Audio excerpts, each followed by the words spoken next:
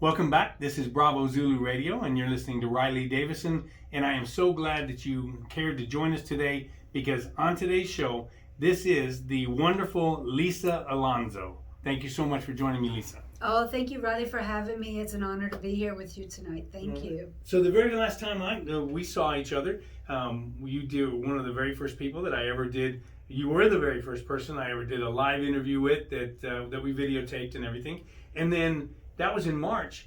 The very next day, everything hit the fan. Right. Yes. Actually, we did it in February because we were doing it just before our emergency preparedness conference. Okay. That the Alamo Federal Executive Board that we co-hosted with the Office of Emergency Management. Right. So that was on the 27th. So it was just before then. And sure enough, at our conference, the COVID, there was just inkling talks of COVID. Right. And so we hosted FEMA Region 6, so there was some talking of COVID.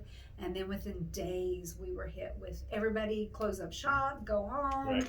telework. So yes, so I think our conference was very that you helped advertise for us was very instrumental in That's right. like all the agencies being together and talking about COVID as well. Right. Even though we focused on the 1,000-year catastrophic flood, but of course there was rumblings of COVID already. Right. Well, it's an all hazards approach. That's what the emergency management has incorporated, and so you were able to take those lessons and then bring them forward into COVID. So before we go any further, tell us who you are, what you do, and how you serve the community.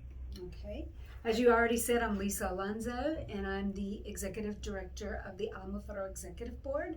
And the Federal Executive Board, I am a federal employee, and the Federal Executive Board is a federal entity. We, there's 28 of us across the United States, and we're very lucky to have 3 in the state of Texas, with 1 Federal Executive Board being in San Antonio. So the Federal Executive Board is a communication collaboration hub for all the federal agencies, where we're that focal point out of Washington, D.C., where we work really close to disseminate information to the field, so to speak. So we were created back at the height of the Cold War, when there was a need to push information out of Washington to get it to all the field directors. So I work with all the agency heads in San Antonio, Austin. We have reach to Corpus Christi, McAllen, and Laredo. So you're not just a federal employee; you're the federal employee for so many people that are federal employees here in the area. And if they have a problem, they have an issue, they go to you. Well, kind of, sort of. We do help them, So we're that federal entity where, let's just say you're a city, state, local, some other nonprofit or an organization that's looking for like that government entity that can bring into your organization. We serve as that conduit to reach out and kind of help people get in touch with the right federal agency within our area, within our respective area, that they can work with. We've done a number of events like working on the waterways some years ago with all the parks and all the river basins. So we were working closely with the EPA, but we worked close to connect them with the engineering department at Fort Sam Houston, the Department of Transportation out of Austin. So that's kind of the things we do. Right. So if you don't solve the problem, you know exactly who can. Pretty much, yes. If I don't solve a lot of them, I just know how to get them in touch with the right people who can solve the problem. So in the old days, you would have had a Rolodex about this big, right? Yes, absolutely. Now it's all built into your cell phone. Yes, cell phone and group email accounts, and everything's pretty automated now. Right. So what an incredible 6, 7, 8 months that we've been through now since February, what you were talking about, and the lockdowns that occurred in March. Tell me what you've been doing and really how exciting it's been. Well, I'm glad you asked that, because it has been extremely exciting. We had to kind of take a step back and regroup because doing things virtually now has definitely been a challenge, and providing service to our federal employees. So luckily I do run a shared neutrals, which is a mediation program. We kind of had the foresight several years ago, doing a continuity of operation, plus with our mediation program being so big, we had already started doing like virtual, telephonic, Zoom mediations. Right. So since we were one of the only organizations in the area doing such mediations, we started getting requests out of Dallas, out of like Charlotte, North Carolina. We've done some for Minnesota. So our mediation program is one of the best, and of course it's only for federal employees. We don't do mediation for anybody else, but we do federal employees. So our mediation program was already up and running virtually.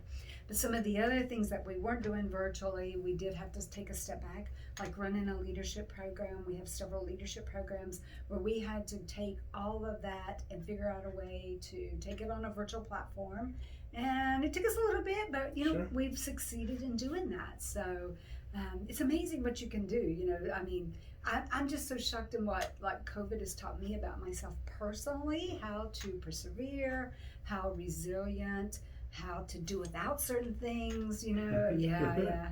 And kind of sort of, it was part of my decision to, I am going to be retiring at the end of the year. Right.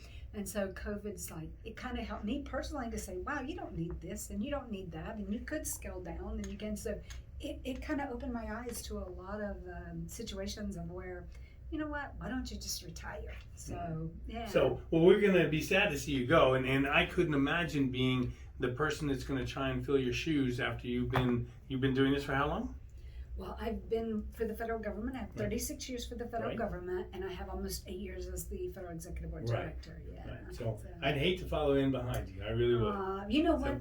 There's some amazing people that have expressed interest, and I've always. So you don't know who it'll be yet? Not yet. It's advertised. My job is advertised. Okay. So if there's any federal employee that's listening who's interested, it is out there on the USA Jobs job market.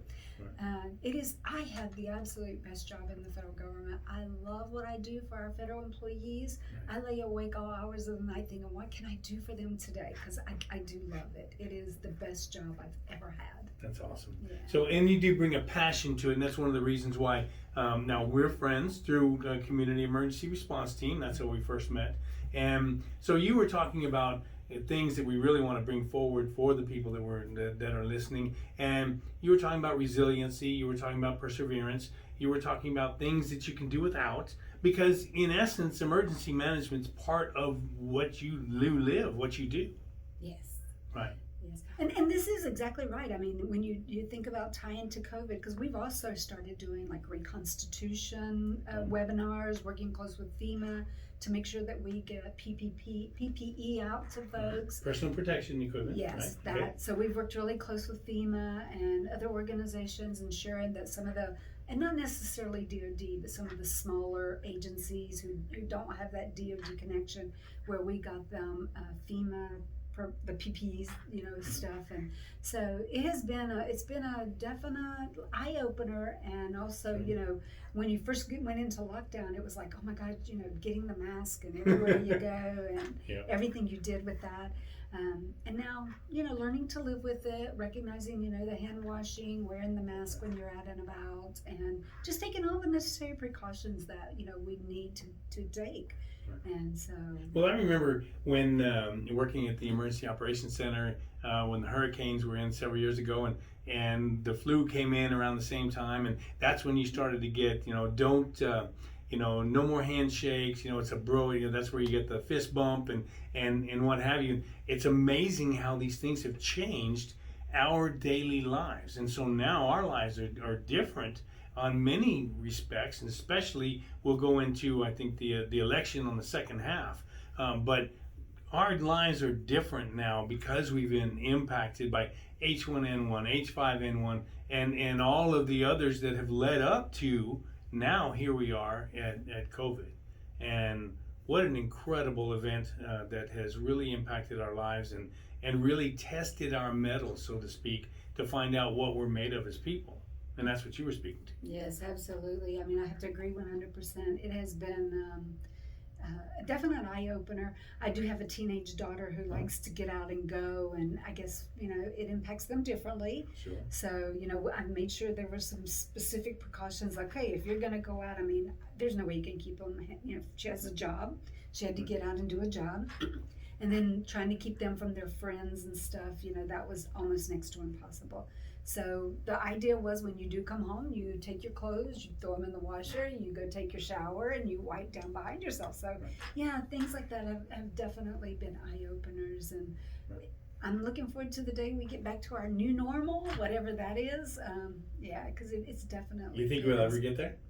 I think so. I mean, just recently working with the Metro Health, and actually we had George Perez from the San Antonio Metro Health came and gave a interview or a briefing to our board. We had a board meeting, and the talk and the distribution of the vaccinations, and the different things that are going to be taking place with the vaccinations and stuff like that. So it's on everybody's radar. We're all talking about it. We're all doing awareness, even though nobody has all the answers yet. But we do know it's in the works. We do know it's coming. We do know that it's going to be in two. You got to take a shot. You got to take the exact second one from the exact batch and stuff like that. So. Yeah, so that was introduced to our board very recently with the Metro Health organization. Right. So, what an incredible thing that we have to look forward to now.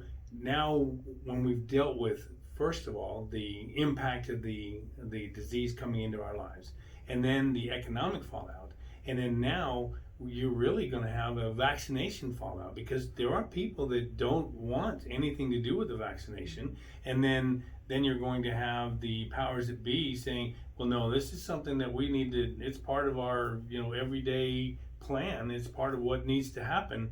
And then, how do you deal with that? So there are this is a situation that's going to have to be dealt with in so many different levels to see it finally played out in a positive manner. So that's why I asked, do you think we'll ever get back to, you mentioned new normal, and that may be exactly what we have, because like I told my daughter, she went back to school, my youngest, and I told her, I said, whatever you do, don't expect what was. Now we're looking at what is, and let's deal with that. And that's what you really said earlier, in that, learning to live with the differentiation between, what was and what is, and finding out about yourself, what personal attributes and aspects that you have that you can utilize and make yourself stronger, so that you can be stronger for other people. Because if we're falling down on our own, by ourselves, then we can't be of service to anybody else. Right. I always like it to that analogy of when you're on the flight, and the flight attendant says,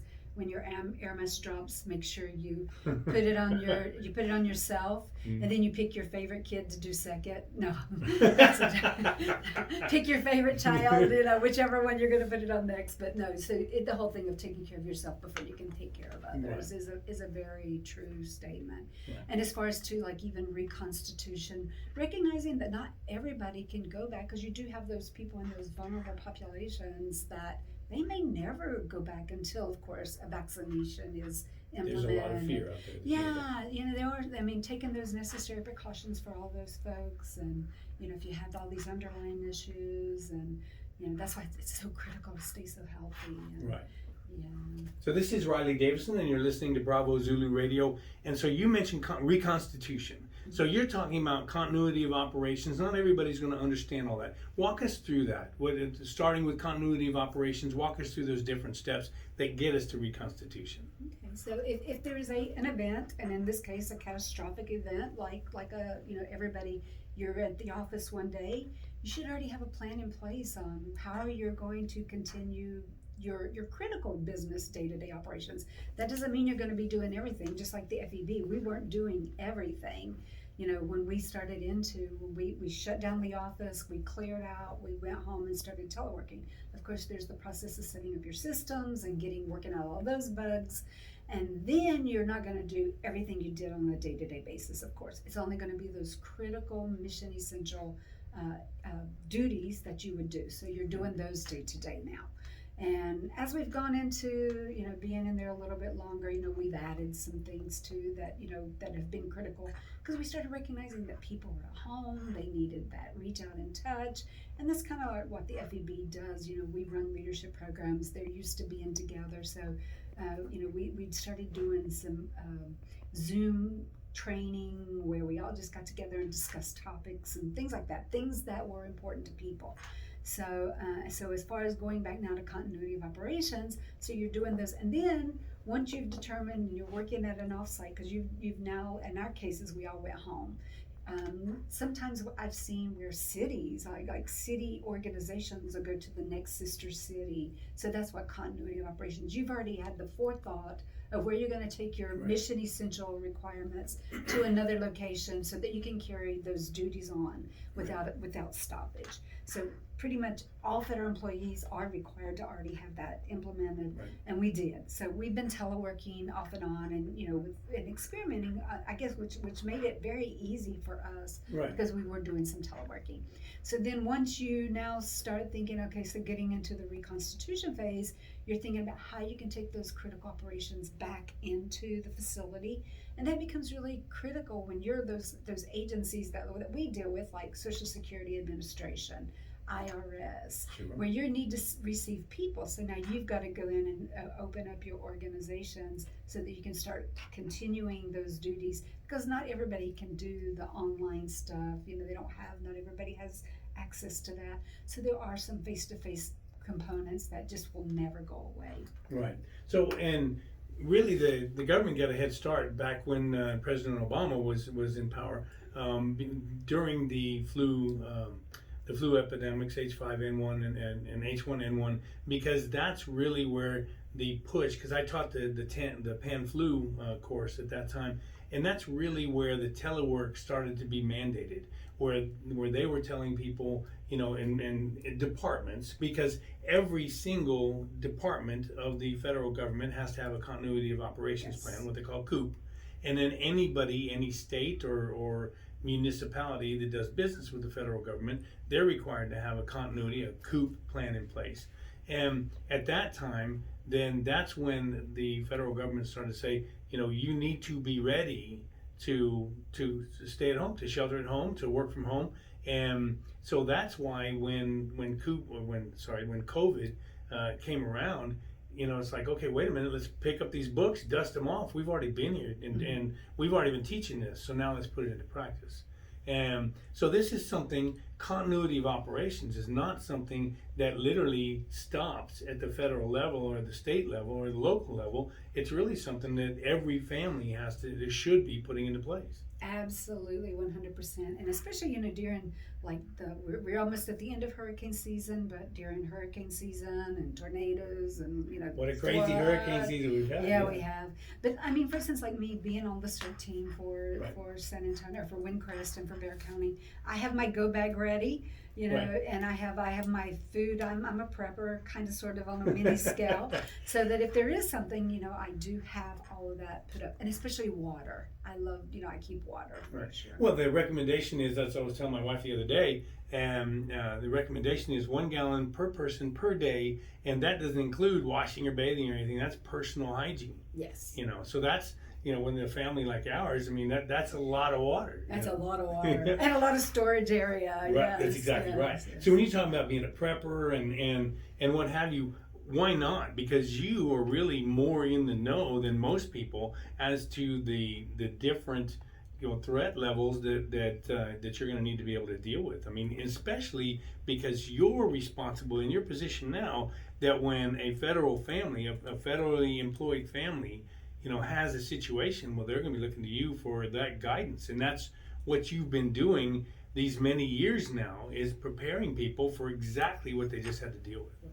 And I had to give credit where credit is due, because of course with the FEMA, of course we do run courses in conjunction with support from FEMA, and also the San Antonio Office of Emergency Management. They have both been invaluable for what we do. So. What fascinating opportunities, and what fascinating people that dedicate their lives to those kind of situations that really the average person thinks nothing of. I mean, they jump in their car, they go to work, they take the same routes back and forth, and they don't don't think about what could possibly happen. Yeah, sometimes you can't unknow what you already know, and sometimes it scares me because my daughter thinks I'm ridiculous because I will not go to bed without at least my gas tank at least over a half. Mm-hmm. And your bug out bag, you mentioned the go bag, a bug out bag. Yes. Somebody it needs to, you need to have one for every person. It needs to be right there by the front door. Yeah, exactly. I keep mine in the trunk of my car. There you go. I have it in my car, but also things like. For your pets, if you have pets, you've got to keep things for them as well. And so, yeah, and even when I go to a restaurant, I have to sit where I can see what's going on. Sure. So it's kind of like once you become aware, you cannot become unaware. Like you can't unsee what you've already seen, and you can't unknow what you know. Right. So once you start getting all of that, it's amazing how it changes your life. It does. Yeah, well, it sure does. Well, we don't live in the same world that my folks grew up in, and things have changed. Things are totally different. So when we come back, I want to start with that and really get into what things are different and what we've had to teach our children that my parents would never have thought of. Okay. Lisa, stay tuned. Listener, we'll be right back. Thank you. Well, welcome back. This is Riley Davison, and you're listening to Bravo Zulu Radio. And you know that Bravo Zulu means a job well done. And that's exactly what Lisa Alonzo has done for the constituents of the federal departments here in Bexar County and surrounding areas. So she's on the air, and we just wanted to thank her so much. She is planning on retiring. I can't believe it, but she's gonna saddle up that steed and ride off into the sunset here pretty soon. So I wanted the opportunity to thank her for what she does, and thank her for her friendship and the amazing things she's done through emergency management for this community. And so, Lisa, thank you so much for being here. Oh, it's been my privilege, Riley, and thank you for having me. Thank you. Ma'am. Yes, ma'am.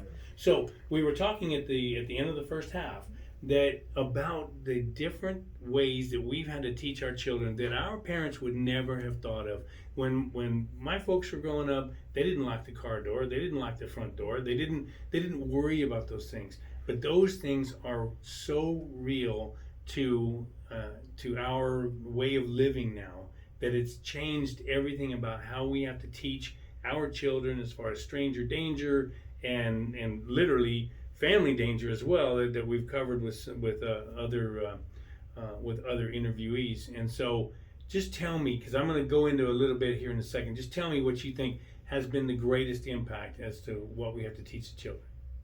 Well, I only have one child, okay, and she thinks I'm ridiculous. She thinks I'm going to admit that I always tell her if I'd had more than one, and if I had a backup, I wouldn't be so protective of her. Right. I only have one child, so I do kind of tend to go overboard with her. I mean, the girl has no fear at all. So just things like, my daughter's a teenager. She's 19, so she's out driving and going places and doing things with people. So and I don't know if you're specifically talking in a COVID environment or just any environment. Even before that. Yeah. So like you say, I mean, there's just so many more things, and like internet. Right. Internet is the number one thing. Human trafficking. Sure. Those are things I never thought about, and maybe they did exist when I was growing up, but I never worried about anything like that. Not even worried about being snatched off the street. But now with human trafficking, and especially here in San Antonio, right up the I-10 corridor, 35 corridor, knowing that we're so close that. And my daughter has no fear. Again, I'm going to say, and I hate to admit this, but she would sneak out sometimes, and I had to instill in her, that hey, this is real. Yeah. So what I did was I sat her down and went over some videos with her on, being aware. Also, like people offering the date rape drugs and stuff like that. I'm like, I never encountered anything like that. If it existed, I grew up in Bible Belt, North Carolina, and maybe it was just the wholesomeness of just being there because I never experienced anything like that. But it too is real. Oh yeah. Yeah. Also, like being in schools and just the bigger schools that are here. I mean, I know where I grew up in a city of Kings Mountain, North Carolina. there were 8,000 people in my city. So if I did something before I even got to the third stop sign, my mama's friends called. And by the time I got home, my mom already knew what I was doing. Some of the high schools we have in town are 3,000 to 4,000 people. Exactly. And so I think my graduating class was like 320. And so the size of what my daughter has experienced has been very eye-opening, even though I had her in private school. And even in private schools, you think that's a sheltered environment, but it's not. No. Because the drugs you get there, the everything else. well, social media makes it, they all know each other. In Right. San Antonio, I'm like, how do you know those kids way of it? Oh, Mom, we're friends on Facebook. And when they say friends, they think they're friends. Right. And that is something I've had to really talk to her about. That just because you're friends on social media doesn't mean you're real friends, you know. So The words are different. That's exactly right. absolutely, Yeah. yes. So we lived in, my family and I, we lived in a very nice big house in Leon Springs. And when we moved, it was a couple of years later, and that house was on the news because the gentleman had bought it and he was using it for trafficking and prostitution. And when they went in, they found, half a dozen girls that were being stashed there. And it was crazy. I mean, we had lived there. It was a beautiful house, So with my daughter, then I've had to explain to her, and this is Hannah. I introduced you to her earlier. She's the owner of HD Photography. She's the photographer to the stars. Right? So, and I had to make sure she understood. When you walk in to a place, exactly what you were saying, how it changes you. And you walk into a place, you have to assess the situation. You have to see who's there and who's not. You have to sit by the door.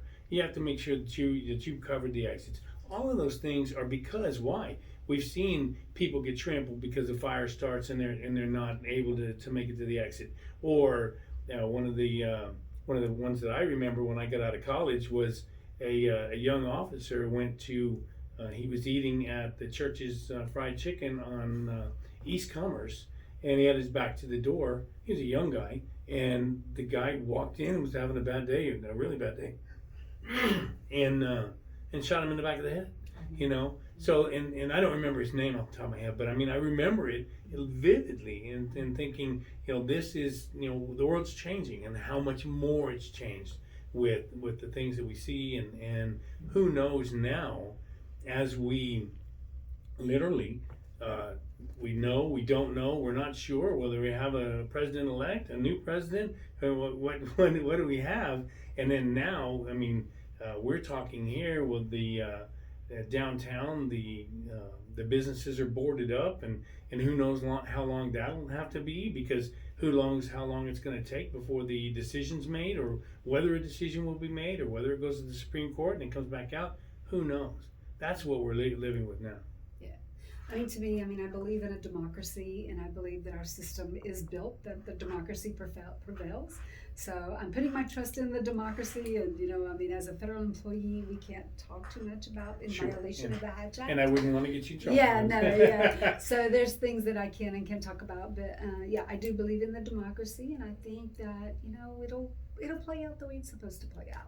Right. And I put my faith, well, first of all, in God, and I know that God always wins. So I don't know if I can talk about God on your radio show, but yeah, absolutely, yeah, God always if wins. that's what moves you, then absolutely it does. Yes. Well, because in essence, and that's really what the bulwark of the show is, that there are people out there that are giving of themselves in such a way as to prop up the community, because without that, I've proven time and time again, different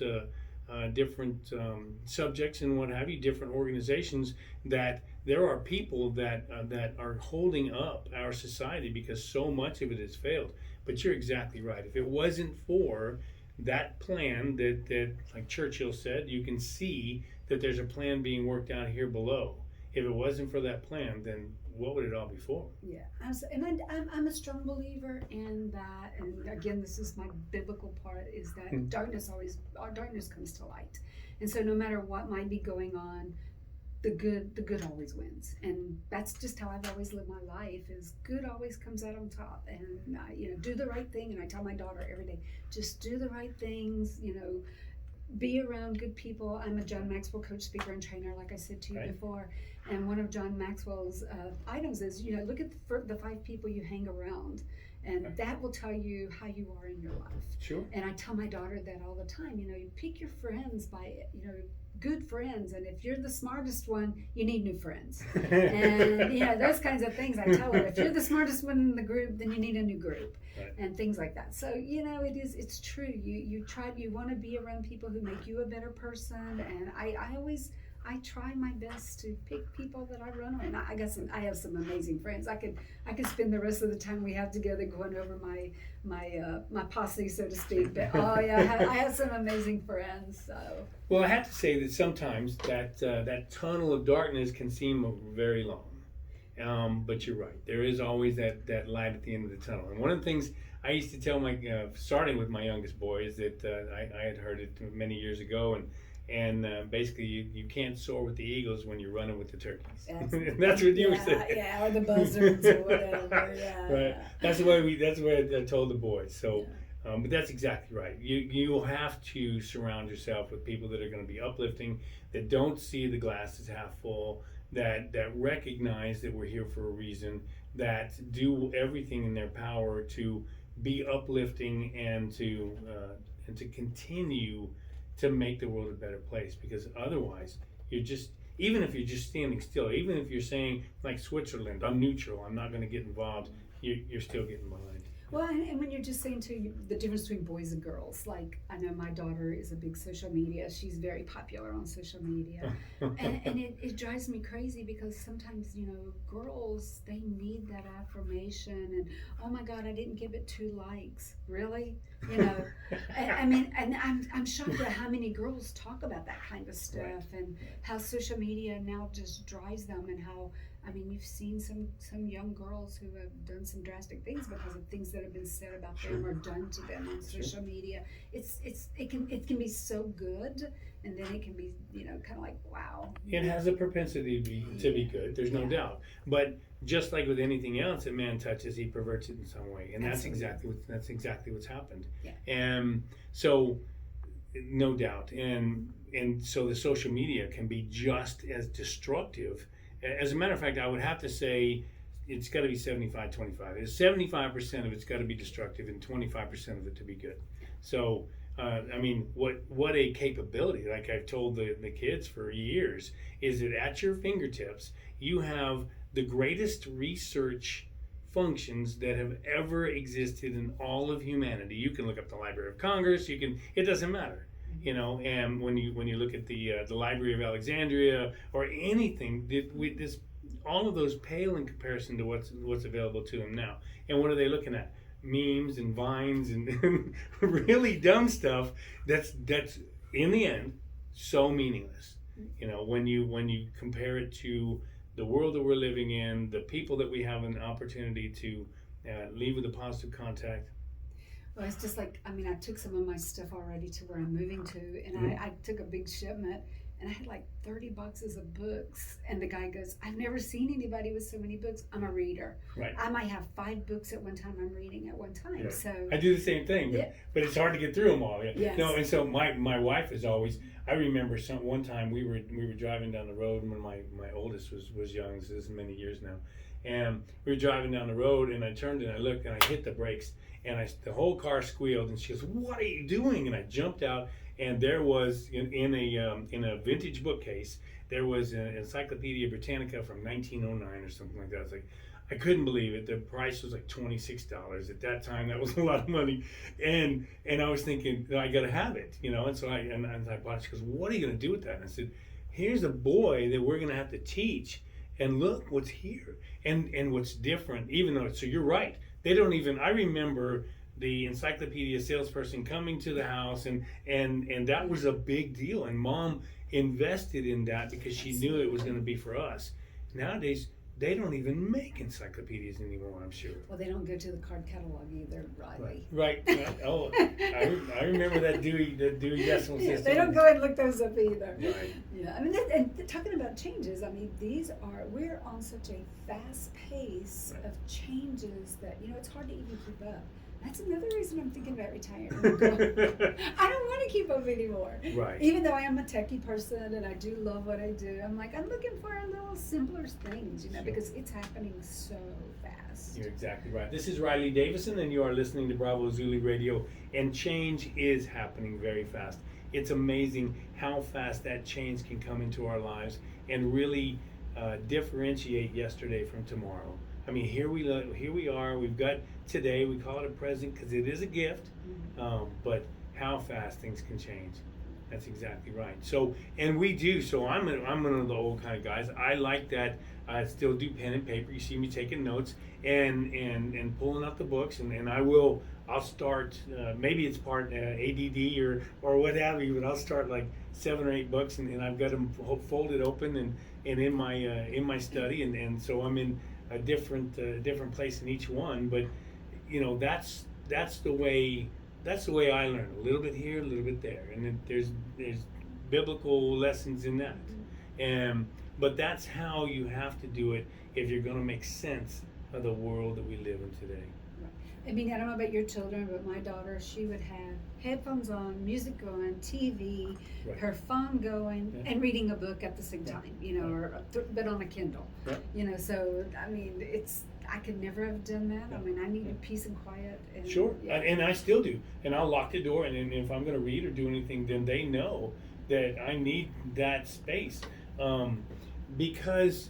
Because really we were sold a lie several years ago about multitasking, and multitasking is simply doing a lot of things at a cut rate ability.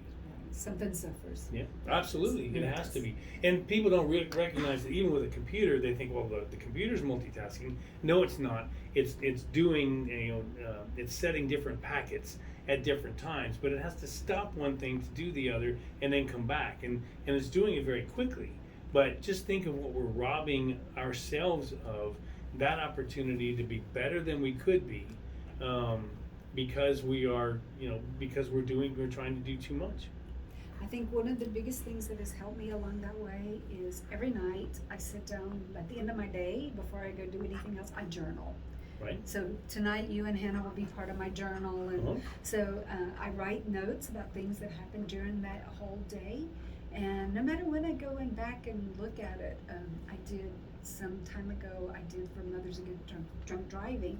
I did Uber and donated all the money that I made to Mothers Against Drunk Driving, because I drove from the week of Christmas and the week of New Year's.